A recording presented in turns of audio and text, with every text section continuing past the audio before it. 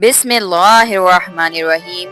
अस्सलाम वालेकुम। यूसुफ अलैहिस्सलाम का जिक्र अल्लाह ताला ने कुरान में सूरह यूसुफ में बयान किया है और ये इतना बेहतरीन वाक़या है कि खुद अल्लाह ताला ने इसकी तारीफ की है। कुरान में सूरह यूसुफ में अल्लाह ताला ने यूसुफ अलैहिस्सलाम का वाक़या बयान किया है। यूसुफ अलैहिस्सलाम बच्चे थे जब इन्होंने अपने बाप याकूब अलैहिस्सलाम से जिक्र किया, अब्बा मैंने 11 सितारों और सूरज चांद को ख्वाब में देखा है कि वो सब मुझे सजदा कर रहे हैं। याकूब अलैहिस्सलाम ने फरमाया कि मेरे बेटे, अपने इस ख्वाब का जिक्र अपने भाइयों से ना करना, ऐसा ना हो कि वो तुम्हारे साथ कोई फरेब करे। याकूब अलैहिस्सलाम को इल्म हो गया था कि अल्लाह ताला यूसुफ अलैहिस्सलाम को नबूवत और सरदारी बख्शेंगे। वो ये सब जानते थे कि यूसुफ अलैहिस्सलाम के भाई इनसे हसद करते हैं, इसीलिए इन्होंने इस ख्वाब को पोशीदा रखने को कहा। यूसुफ अलैहिस्सलाम के 11 भाई थे। बिन्यामीन इनके सगे भाई थे जो एक ही माँ से पैदा हुए थे, बाकी भाई दूसरी माँ से पैदा हुए थे। बिन्यामीन यूसुफ अलैहिस्सलाम से छोटे थे, बाकी भाई यूसुफ अलैहिस्सलाम से काफी बड़े थे और वो सब यूसुफ अलैहिस्सलाम से जलते थे। यूसुफ अलैहिस्सलाम बहुत छोटे थे जब इनकी माँ की वफात हो गई थी, इसीलिए याकूब अलैहिस्सलाम बिन माँ के छोटे बच्चों को ज्यादा शफकत और मोहब्बत देते थे। यूसुफ अलैहिस्सलाम के भाइयों ने आपस में दरियाफ्त किया कि हमारे बाप यूसुफ और इसके भाई से ज्यादा मोहब्बत क्यों करते हैं, जबकि हम तो एक ताकतवर जमात हैं। इनकी हसद और जलन इतनी बढ़ गई थी कि इन्होंने आपस में मशवरा किया और यूसुफ अलैहिस्सलाम को कत्ल करने का मंसूबा बना लिया। इन्होंने कहा, यूसुफ को तो मार ही डालो या किसी नामालूम जगह फेंक आओ ताकि हमारे वालिद का रुख सिर्फ हमारी तरफ हो जाए, बाद में हम तौबा कर लेंगे।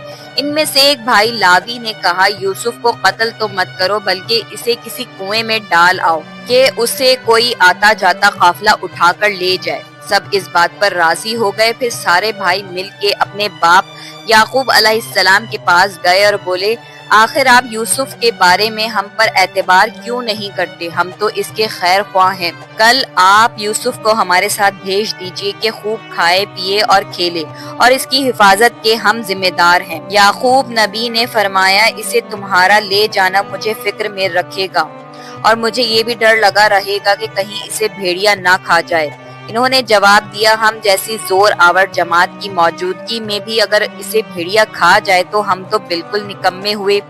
बेटों के बार बार इसरार पर याकूब अलैहिस्सलाम यूसुफ अलैहिस्सलाम को अपने भाइयों के साथ भेजने पर रजामंद हो गए। अगले दिन सारे भाई यूसुफ अलैहिस्सलाम को लेकर चल दिए। रास्ते में इन्होंने यूसुफ अलैहिस्सलाम को खूब मारा पीटा और फिर एक कुएं में फेंक दिया। यूसुफ अलैहिस्सलाम कुएं में पत्थर पर गिरे और वो इस पर बैठ गए। यूसुफ अलैहिस्सलाम को ये यकीन नहीं आ रहा था कि इनके भाइयों ने इनके साथ ऐसा क्यों किया। अल्लाह ताला ने इस अंधेरे कुएं में यूसुफ अलैहिस्सलाम पर वही भेजी और इन्हें दिलासा दिया कि वो बहुत जल्द इस कुएं से बाहर निकल जाएंगे। यूसुफ अलैहिस्सलाम को कुएं में डालने के बाद वो सब रोते हुए अपने बाप के पास पहुंचे और कहने लगे, अब्बा जी, हम तो आपस में दौड़ में लग गए और यूसुफ को हमने सामान के पास छोड़ा था, बस इसे भेड़िया खा गया। आप हमारी बात नहीं मानेंगे पर हम सच्चे हैं। सबूत के तौर पर वो सब यूसुफ अलैहिस्सलाम के कुर्ते पर झूठ मूठ का खून लगा लाए थे। याकूब अलैहिस्सलाम ने फरमाया, ये सच नहीं है बल्कि तुमने अपनी तरफ से बात बना ली है, बस सब्र ही बेहतर है और तुम्हारी बनाई हुई बातों पर अल्लाह से ही मदद तलब की जा सकती है। याकूब अलैहिस्सलाम ने फरमाया, भला बताओ वो कैसा भेड़िया था जो मेरे बेटे को तो खा गया पर इसके कुर्ते को बिल्कुल नहीं फाड़ा।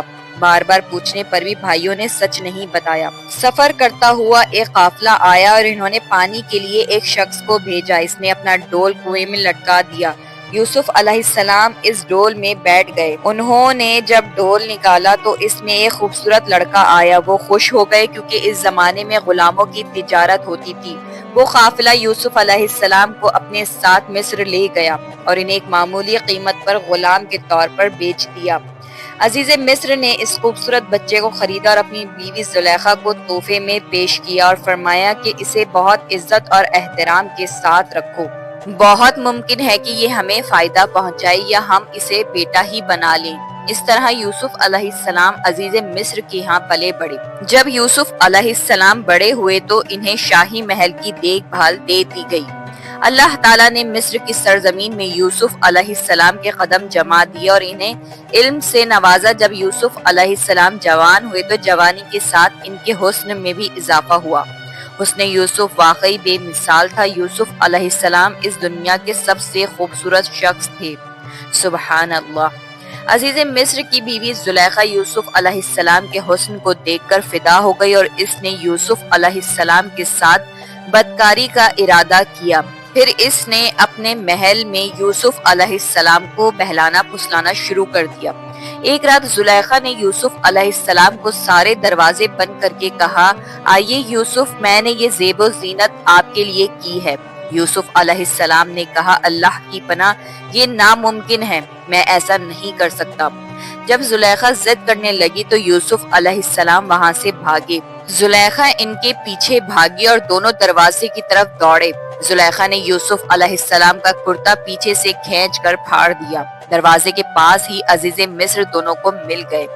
زلیخا چونک گئی اور اپنی بات سے پلٹ گئی، کہنے لگی، جو شخص آپ کی بیوی کے ساتھ برائی کا ارادہ کرے، اس کی سزا یہی ہے کہ اسے قید کر دیا جائے اور کوئی دردناک عذاب دیا جائے۔ یوسف علیہ السلام نے کہا، میں گنہگار نہیں بلکہ یہ مجھے بہلا پھسلا رہی تھی۔ قبیلے کے ایک شخص نے مشورہ دیا کہ اگر یوسف کا کرتا آگے سے پھٹا ہوا ہو تو زلیخا سچی ہے اور یوسف جھوٹ بول رہا ہے، اور اگر کرتا پیچھے سے پھٹا ہو تو یوسف سچا ہے اور زلیخا جھوٹ بول رہی ہے۔ جب عزیز مصر نے دیکھا کہ یوسف علیہ السلام کا کرتا پیچھے سے پھٹا ہوا ہے تو وہ بول اٹھے، یہ تو عورتوں کی چال بازی ہے۔